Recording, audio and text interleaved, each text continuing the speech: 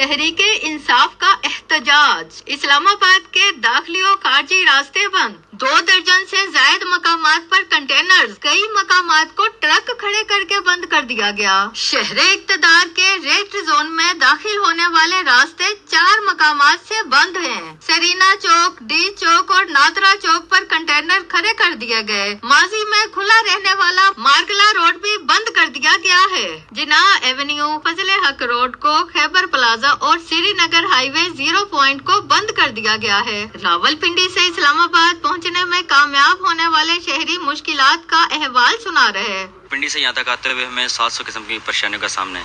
रास्ते इतनी बुरी तरह से ब्लॉक किए हुए हैं, हर जगह पे पुलिस चेक आ रही है, इवन तो गुजरने नहीं दे रही। अगर कोई रास्ता है तो वो इवन बाइक भी नहीं वहाँ से गुजर सकती। आम जो अवाम है उसके सारे रास्ते बंद हैं।